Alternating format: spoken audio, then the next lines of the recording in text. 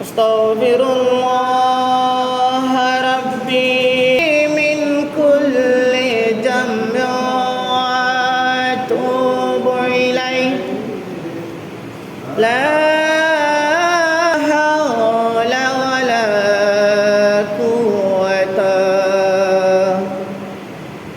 إلا بالله العلي العظيم. الحمد لله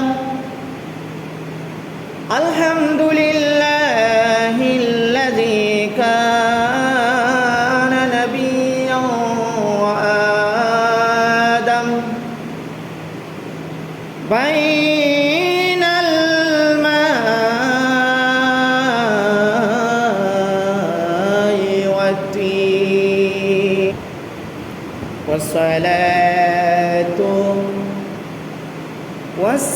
والسلام على من لا نبي بعده أما بعد فقد قال الله تعالى عز وجل في شان حبيبه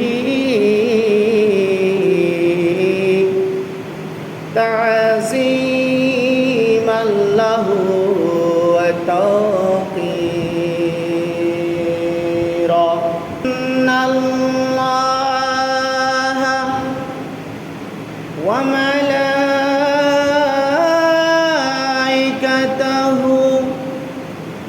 يصلون على النبي يا أيها الذين آمنوا صلوا عليه وسلموا تسليما.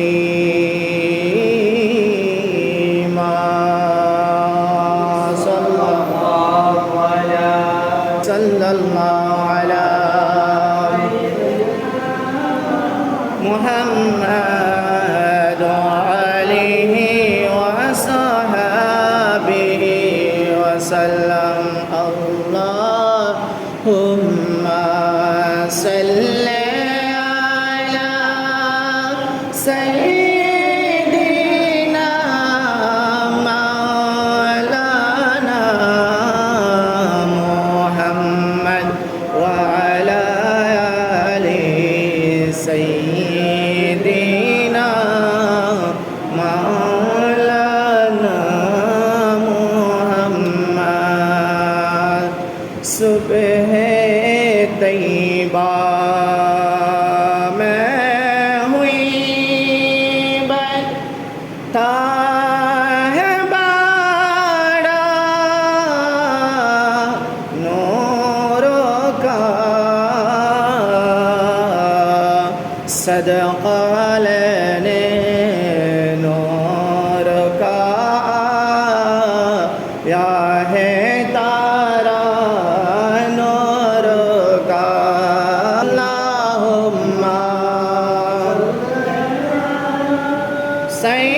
सैयदीना मौलाना मुहम्मद अला आले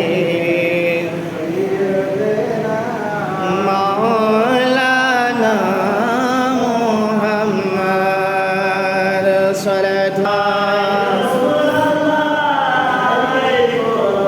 सलामुन या हबीबल्लाह।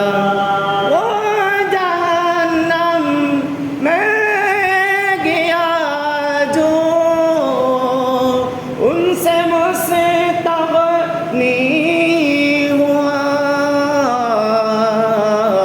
है खलीलुल्लाह को हाजत रसूलुल्लाह के सलात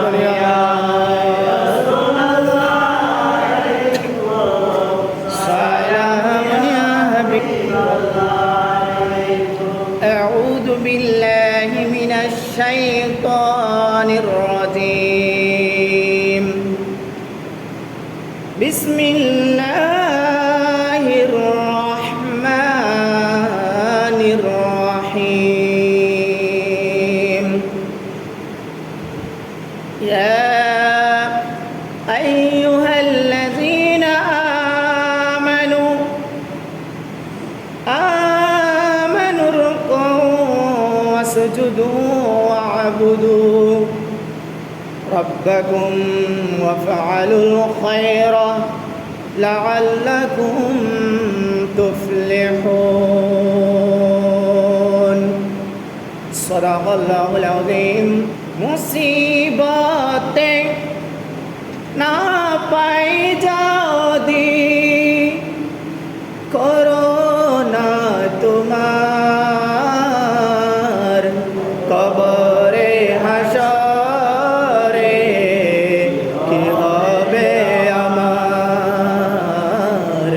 কবরে হাসরে কি হবে আছি ডুবে আমি পাপেরি সাগরে না জানি কি হবে ও পারে হাসরে তোমারি সুপারিশ বিনে তোমারি সুপারিশ বিনে কেমনে হব পার কবরে হাসরে কি হবে আমার মুসিবতে না পাই যদি মুসিবতে না পাই যদি করোনা তোমার কবরে হাসরে কি হবে তুমি তো দিয়েছ দেখিয়ে আলোরে পা বলেছ সে পাতে মিলবে রহমত কেন যে বিপদে আমরা কেন যে বুলপতে আমরা করলাম জীবন পার কবরে হাসরে কি হবে আমার কবরে হাসরে কি হবে আমার উপস্থিত আজকের সলাতুল জুমার আদায়ের উদ্দেশ্যে সমবেত ইমানি ইসলামী ভাইরা উলামায়ে কিরাম হুফাজানে ইজাম সম্মানিত সর্বস্তরের মুরব্বী এবং মুসাল্লিগণ সকলের প্রতি আমার আন্তরিক সালাম এবং মোবারকবাদ। আসসালামু আলাইকুম ওয়া রাহমাতুল্লাহি ওয়া বারাকাতুহু।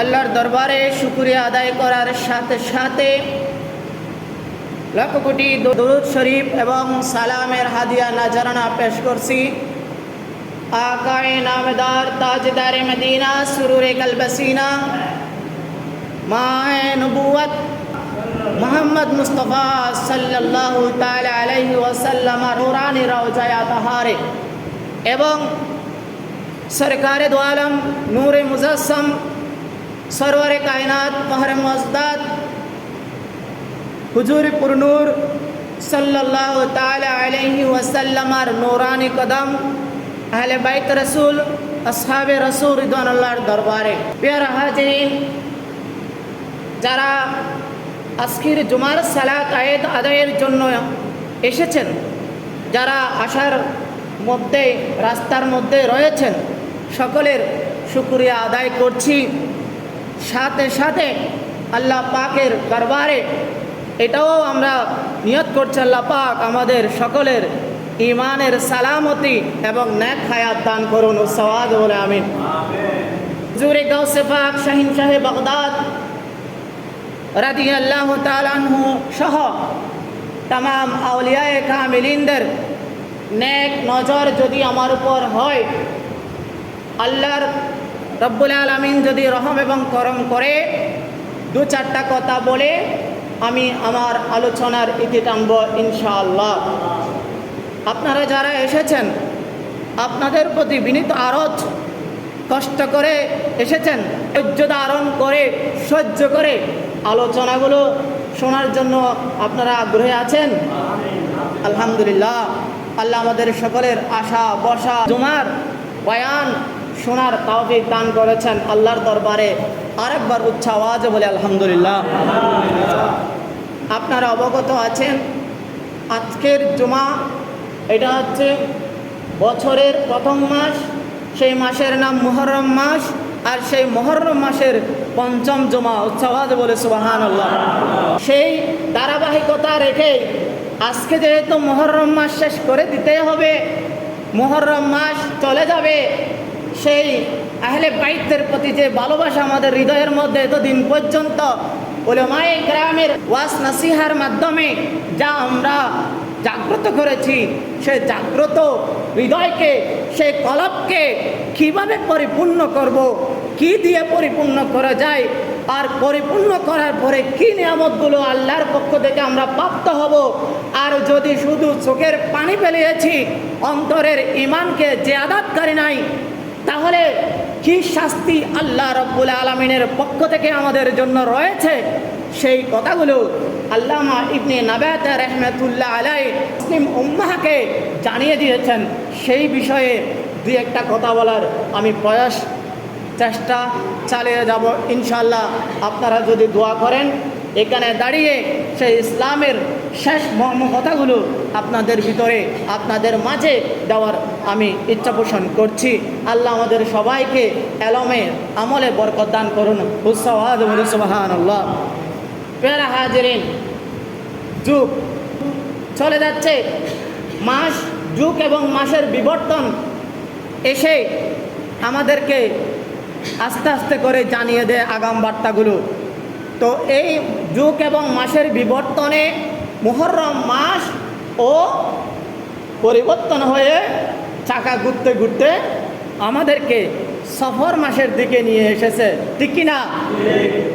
এই সফর মাস আসা মানে হলো আমাদের কাছে একটা কথা সাথে সাথে মনে পড়ে যায়, সফর মানে ভ্রমণ করা। সফর মানে, আপনাদের বুঝতে অসুবিধা হচ্ছে? যুগ এবং সময় বিবর্তন হয়ে যাচ্ছে। আমাদের যৌবনও এক সময় এরকম পরিবর্তন এসে যৌবনকে, আমাদের যৌবনের পরিবর্তন এসে আমাদের এই যে প্রথম সারিতে যে বার্ধক্য বয়সের মুরব্বীরা রয়েছেন, এরকম বার্ধক্য আমাদেরকে গ্রাস করে আমাদেরকে আগাম বার্তা দিয়ে জানাবে যে তোমার সফরের টাইম হয়েছে, তোমার প্রস্থানের টাইম হয়েছে। সুতরাং এই বার্ধক্যই আমাদেরকে আগাম জানিয়ে দেবে আমার যাওয়ার টাইম খুব সন্নিকট, অর্থাৎ আমার মৃত্যু খুব সন্নিকটে। উচ্চাওয়াজ বলে সুবহানাল্লাহ।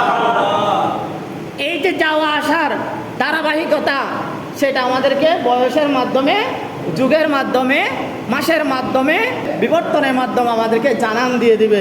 সেই জন্য আমাদেরকে তওবা করে সময় যেটুকু আছে, যৌবন সময় যেটুকু আছে, সেটুকুর মধ্যে নিজেকে তওবা করে নেক কাজ আঞ্জাম দেওয়ার মাধ্যমে আমাদেরকে যাওয়ার কিংবা এই জগৎ থেকে প্রস্থান করার জন্য, আমাদের যাওয়ার পূর্বে, প্রস্থান করার পূর্বে আমাদেরকে যাওয়ার সম্বল, যাওয়ার পাথেও জোগাড় করে নিতে।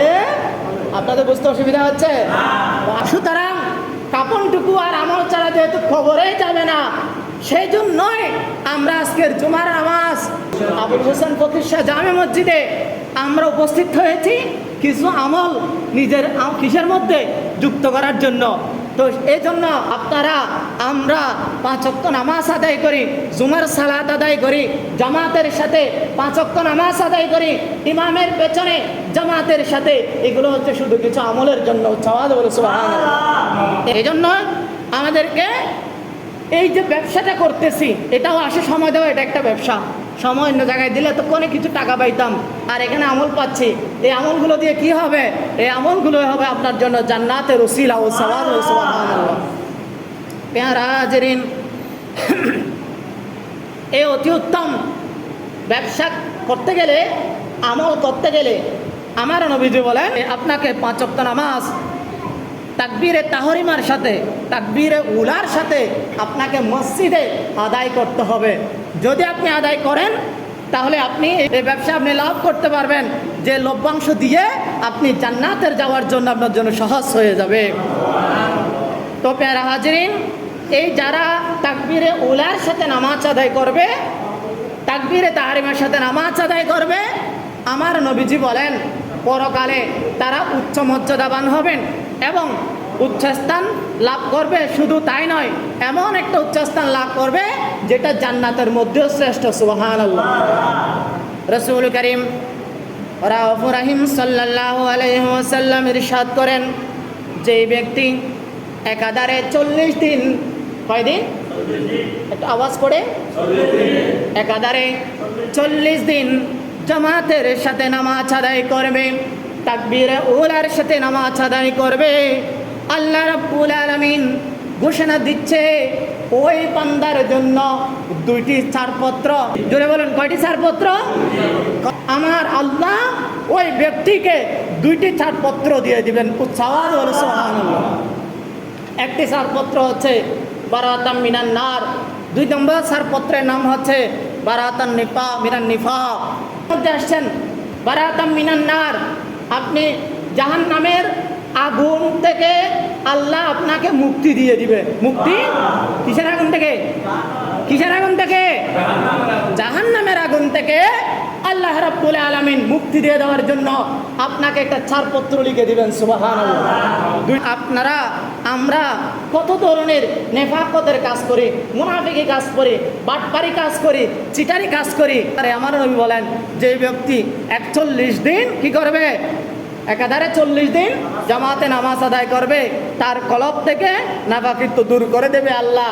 শুধু তাই নয়, এই দূর করে যে দিছে সেটারও একটা ছাড়পত্র দিয়ে দিব।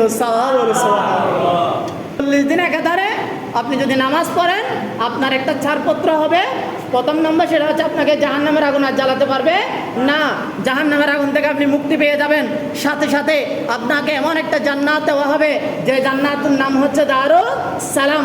সেই দারুস সালামের মধ্যে আপনাকে দেওয়া হবে। শুধু কি তাই না, আমার নবী বলে এতটুকুর মধ্যে শেষ করিনি, আমার আল্লাহ শেষ করবে না। কারণ আমার আল্লাহ বান্দাদেরকে এত বেশি মহব্বত করে, এত বেশি ভালোবাসে, যতই গুনাহ করে ততই মাফ করে দেয়। আর মাফ করাটা, ক্ষমা করাটা আল্লাহর সবচেয়ে বড় গুণ। কারণ বান্দাগুলোকে সৃষ্টি করেছে কষ্ট দেওয়ার জন্য নয়, বান্দাগুলোকে সৃষ্টি করেছে নিয়ামত দেওয়ার জন্য। তো নিয়ামতগুলো কি দিবেন আমরা একটু দেখে আসি। আমার নবীজি সাল্লাল্লাহু আলাইহি ওয়াসাল্লাম ইরশাদ করেন, যে ব্যক্তি সর্বদা জামাতের সাথে 40 দিন, শুধু তাই, এটা তো একটা হাদিস, সর্বদা, এখন বলতেছে সর্বদা 40 দিন হচ্ছে নেফাকত এবং ছাড়পত্র পাইছেন, তো নিয়ামত পাওয়ার জন্য 40 দিন পরে আর পড়বেন না। এই জন্য আমার নবীজি অপর হাদিসের মধ্যে সর্বদা যখন আমার উম্মত মাতের সাথে নামাজ আদায় করবে, নামাজের মধ্যে অলসতার ভাব দেখাবে না, অলসতার ভাব দেখাবে না, ফাওয়াইলুল লিল মুসাল্লিনের মধ্যে অন্তর্ভুক্ত হবে না, অলসভাবে নামাজে দাঁড়াবে না। ওই ধরনের মুসল্লিদের জন্য আমি 5টা নিয়ামত দান করব। কয়টা নিয়ামত? কয়টা নিয়ামত? 1 নম্বর নিয়ামত হচ্ছে আমি আল্লাহ রাব্বুল আলামিন ওই জামাত সহকারে নামাজ আদায়কারীকে অভাব অনটন থেকে দূরে রাখবো। অভাব অনটন থেকে, অভাব এটা সম্পূর্ণরূপে আল্লাহ রাব্বুল আলামিন ওই 5 ওয়াক্ত নামাজ আদায়কারী থেকে দূর করে দেবে। সুবহান বলুন না, সুবহানাল্লাহ। 2 নম্বর নিয়ামত, খবরের যে আযাব হবে, মানুষ মৃত্যুবরণ করার পরে শরিয়া নিয়ম অনুযায়ী আমরা দাপন করে আসি, সেখানে একটা কবরের কি হয়? আযাব হয়।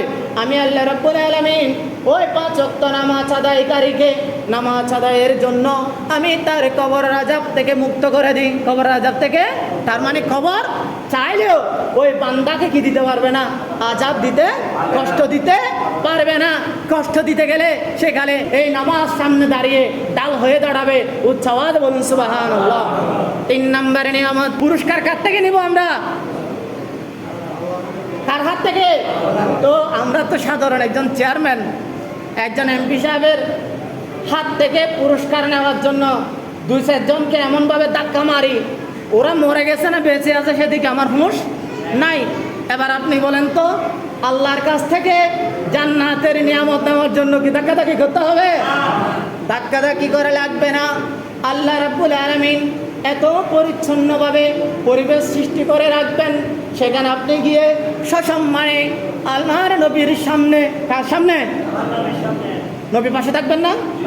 নবী পাশে থাকবেন, নবী মুস্কি মুস্কি হাসবেন, আল্লাহ তখন ডান হাতে পুরস্কার দিবেন, দিয়ে বলবেন এটাই আপনার উম্মত, যার কারণে এই নিয়ামত প্রাপ্ত হয়েছে। চাওয়াজ বলেন না সুবহানাল্লাহ।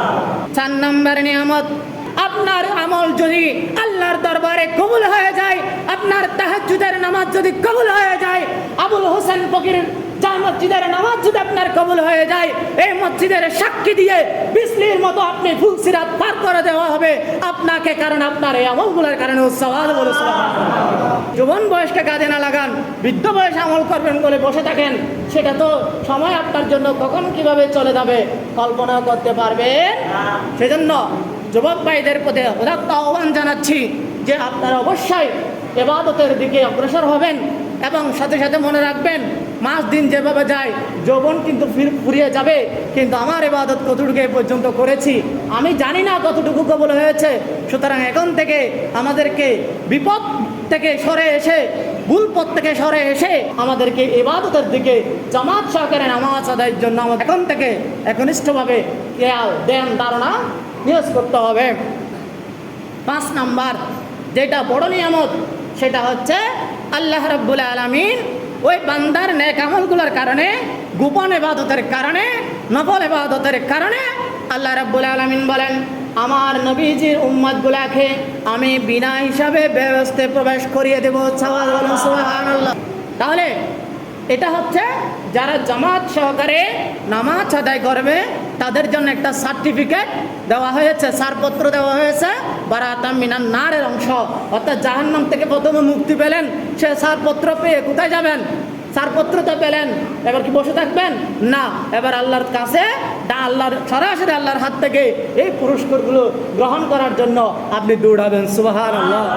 এবার আসেন, নবীজি বললেন ওমান তাহাওয়ানা বিসসালাতিল হামসা মাআল জামা, যারা নামাজে অলসতা করে, নামাজ পড়ে না, উদাসীন করে, তাদের জন্য ওয়াইদা কামু ইলা সলাতি কামু কুসালা, মানে আল্লাহ রাব্বুল আলামিন বলছেন ওয়াইদা কামু, যখন তুমি দণ্ডায়মান হবে, তো কি আল্লাহ বলেছেন ইলা সলাত, নামাজের মধ্যে কামু কুসালা, তারা সেখানে গড়িমসি করে। নামাজের যে একনিষ্ঠতা, ইখলাস দিতে হবে, খোদা যে তাকে দেখছে, খোদাকে যে সে দেখবে, হাদিসের ভাষায় সে হাদিসটাও তার জানা তো নাই, যে নাই আমলটাও, কাজটাও তার মধ্যে নাই। মসজিদের মধ্যে এসেছে, যেন কোনো একটা মঞ্চের মধ্যে দাঁড়াইছে, ওইভাবে মসজিদে দাঁড়িয়ে তিনি গড়িমসি করছে, কীরকম অনিচ্ছায় দাঁড়িয়েছে। আবার দেখা যায় জমা শুরু হয়েছে, ফ্যাশনের তো গেলে পাবো, কারণ হুজুরের রুকুতে যাওয়ার আগ পর্যন্ত যদি আমি দাঁড়াতে পারি নামাজ ইনশাআল্লাহ 4 রাকাত। হুজুর আল্লাহু আকবার বলছে, কেরাত পড়লো, রুকুতে যাবে, আমি যদি মোটামুটি ওখানে পর্যন্ত যেতে পারি তাহলে তো নামাজ 4 রাকাত হলে তাকে যাওয়ার দরকার কি? এই জন্য আমার আল্লাহ রাব্বুল আলামিন বলছেন ওয়াইদা কামু ইলা সলাতি কামু কুসালা, যারা নামাজে দেরি করতে চায়, যারা নামাজের মধ্যে উদাসীনতা করতে চায়, অলস ভাব নিয়ে দাঁড়াবে, এই অলস ভাবে যারা নামাজ আদায় করবে, শুধু তাই নয় ইয়াতুনান নাসা, এমন কিছু নামাজি থাকবে যারা লোক দেখানোর জন্য নামাজে দাঁড়াবে, লোক দেখানোর উদ্দেশ্যে নামাজের দিকে অগ্রসর হবে। এমনি তো নামাজ পড়েই না, যখন মেজবানে আসছে, এখন মেজবানে ধরেন 10 জন নামাজ পড়বে, সে 11 জন, লাস্ট একটা আর কি 11 জন বলি না আমরা, ওই লাস্টে 11 না 10 জনে ঢুকছে, ও বুক আমি যদি না ঢুকি আমি তো 11 জন কমান হয়ে যাবে, সুতরাং একটু করে ঢুকি আবার বেরিয়ে যাবো, এদের আগে বেরিয়ে যাবো, এরকম আছে কি না? লোক দেখানো উদ্দেশ্যে কেউ যদি নামাজ পড়ে, আমার আল্লাহ বলেন ওয়ালা ইয়াযকুরুনাল্লাহ, তারা স্মরণ করে না কাকে? আল্লাহকে, যদিও করে ইল্লা কালিলা, অল্প করে করে, রুসিজদা দিলে দিল, তিনটা পড়াটা বড় মুশকিল। আর যারা ইমানি, যারা যারা আল্লাহর দরবারে নিজেকে সঁপে দিতে চায়, তারা 9টা দেওয়ার পরেও বলে আমার মনে হয় তসবিহ ঠিকঠাক হয় নাই। আর ওরা 3টা দেওয়ার পরে বলে আমি তো মনে হয় 30টা করে ফেলছি, এতগুলো তো পড়ার নিয়ম নাই, মনে হয় বেশি হয়ে গেছে। এটাকে বলা হয় ইল্লা কলিলা, অল্প অল্প করে করে মানুষকে দেখানোর জন্য। এগুলো মুনাফিকদের বৈশিষ্ট্য। মুনাফিকরা এভাবে নামাজ আদায় করে, তারা অল্প করে আল্লাহকে স্মরণ করে, মানুষ দেখানোর জন্য ইবাদত করে। তারা মূলত ধার্মিক সাজার জন্য নামাজ পড়ে, তারা কোনো ধর্ম বিষয়টা ভালো করে উপলব্ধি করতে পারে না।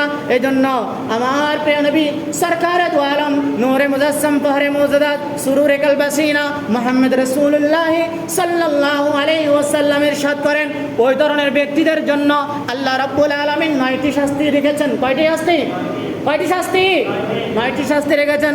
তার মধ্যে ওই ব্যক্তি কবরের মধ্যে, দুনিয়াতে পাবেন 3টি শাস্তি, কবরে যখন দেওয়া হবে সেখানেও 3টি শাস্তি, কবর থেকে যখন তোলা হবে হিসাব নিকাশের জায়গায় নিয়ে যাওয়া হবে, অর্থাৎ কিয়ামতের ময়দানে নিয়ে যাওয়া হবে, সেখানেও 3টে শাস্তি। তার মানে কোথাও শান্তি? শান্তি আছে? দুনিয়াতেও নাই, কবরতেও, আখিরাতেও।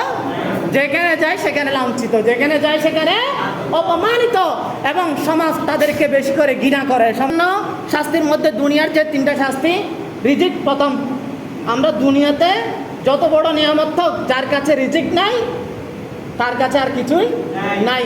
সেজন্য আল্লাহ সর্বপ্রথম ওই জায়গায় হাত দেয়, বলে যে আমি ওই বেনামাজির রিজিকের এবং বরকত উঠিয়ে নিই, রিজিক এবং বরকত উঠিয়ে নিই। 2 নম্বর শাস্তি যেটা আল্লাহ দুনিয়াতে দিয়ে রাখেন, সেটা হচ্ছে মানুষ যখন নামাজ পড়ে সে যতই কি কালো চামড়ার হোক, কিন্তু নূরানি, এত বেশি নূর তার চেহারার মধ্যে চকচক চকচক করে যে ওই ব্যক্তি দেখলে মনে হয় সে আল্লাহওয়ালা ব্যক্তি। সুবহানাল্লাহ। আল্লাহওয়ালা ব্যক্তি চেনার জন্য হাদিসের বৈশিষ্ট্যের মধ্যে এটাও আছে যে এই ব্যক্তির মধ্যে আপনি চেহারার মধ্যে দেখলে চকচকাবে এবং তার সাথে কথা বললে হৃদয় শান্তি পাবে, ওইটাই হচ্ছে নেককার ব্যক্তি। সুতরাং এই নূরানি ওই চেহারার উজ্জ্বলতাটা আল্লাহ রব্বুল আলামিন ওই ব্যক্তি থেকে কেড়ে নেয়। সে যতই সাদা চামড়ার হোক, তার কাছে কোনো কি নাই, নূরানি নাই, তাকে মানুষ কি করতে পারে না, তার কথা শান্তি পায় না। 3 নম্বরে দুনিয়াবি শাস্তি হচ্ছে, আমার নবী বলেন ওই ব্যক্তি দুনিয়াতে প্রত্যেক ব্যক্তিকে আল্লাহ রাব্বুল আলামিন জনপ্রিয়তা দান করে, জনপ্রিয়তা দান করে, কিন্তু ওই সমস্ত কুলাঙ্গার ব্যক্তি যারা মুনাফিকত্ব হাসলতে থাকবে, ইসলামের চিটাফোটাও তার সাথে লাগাবে না, আল্লাহ রাব্বুল আলামিন ওই ব্যক্তির কাছ থেকে জনপ্রিয়তাটাও কেড়ে নিয়ে নেয়। কারণ আল্লাহর ইবাদতে সে থাকবে না, আল্লাহর রিজিক বক্ষণ করবে, আল্লাহর নিয়ামত সব ভোগ করবে, কিন্তু আল্লাহর প্রশংসায় সে নিজেকে কি করতে পারে না, এত বেশি কৃপণতা করে, যার কৃপণতার কারণে সে তার সব কিছু হারিয়ে বসে। অথচ আল্লাহ বলেছেন আল বখিল আদুবুল্লাহ, কারণ কৃপণ যে সে আল্লাহর শত্রু, সে আল্লাহর শত্রু। এই জন্য আল্লাহর সাথে যে শত্রুতা করে তার এই নিয়ামতগুলো তুলে নেওয়া, তাকে শাস্তিগুলো দিয়ে রাখে। সাথে সাথে খবরের মধ্যে ওই ব্যক্তিরা 3টি শাস্তি ভোগ করবে।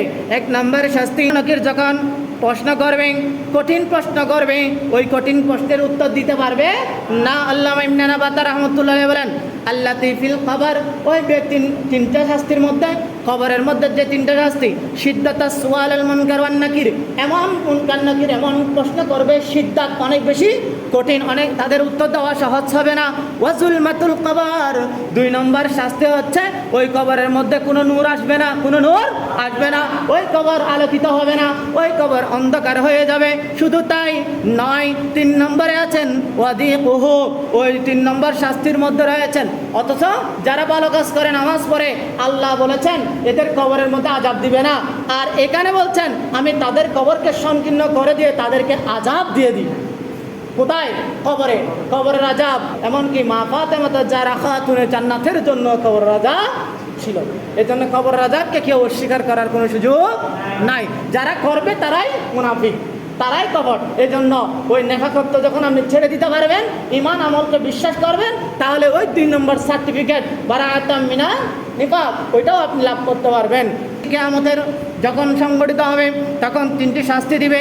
তার মধ্যে একটা শাস্তি হচ্ছে হিসাব নিকাশ এত বেশি কঠিন করে নেওয়া হবে, তারা কি হয়ে যাবে, মানে নিঃশ্বাস বন্ধ হয়ে যাবে, দম বন্ধ হয়ে যাবে, হিসাব দিতে পারবে না।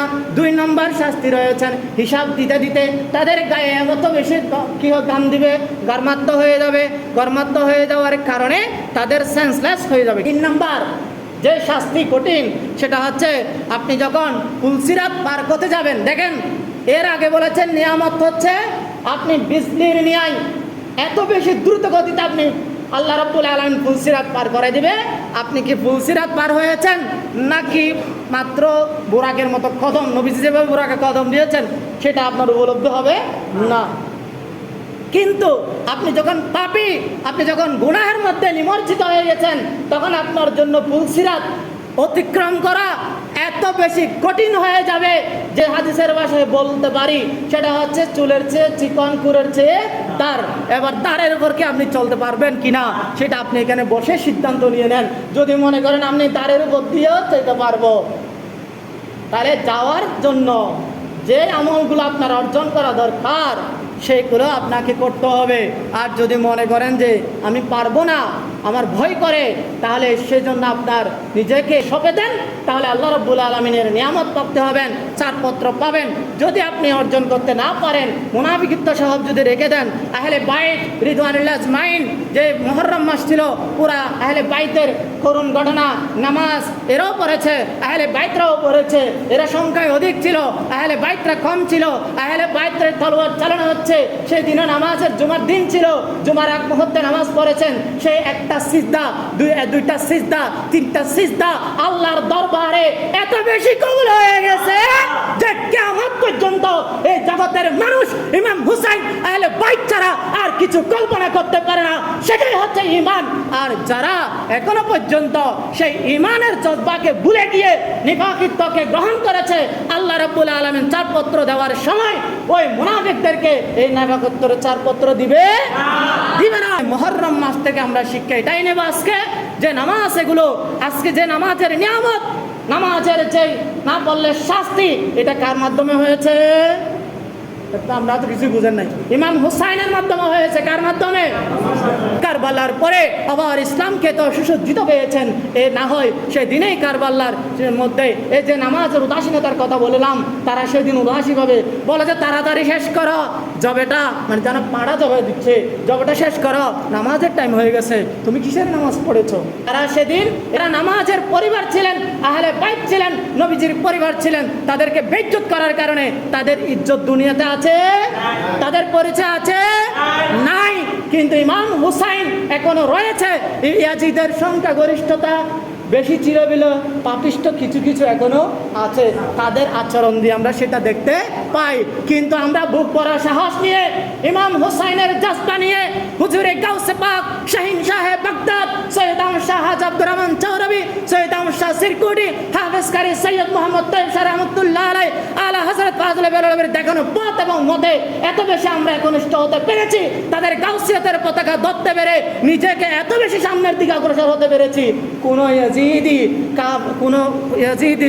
যতই ষড়যন্ত্র করুক, হুসাইনের সামনে টিকতে পারে, হয় বিভ্রান্ত করতে পারে, কিন্তু টিকে থাকতে পারে কিয়ামত পর্যন্ত পারবে না।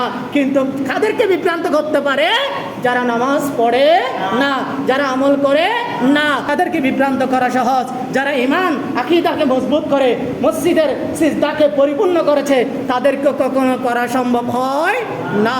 সুতরাং আমাদেরকে বুঝার, শোনার, চলার, অনুসরণ, অনুকরণ, নবীজির পথে মতে থাকার তৌফিক দান করুন। ওয়া আখিরি দাওয়ানা আলহামদুলিল্লাহি রাব্বিল আলামিন। আসসালামু আলাইকুম ওয়া রাহমাতুল্লাহি তাআলা ওয়া বারাকাতুহু।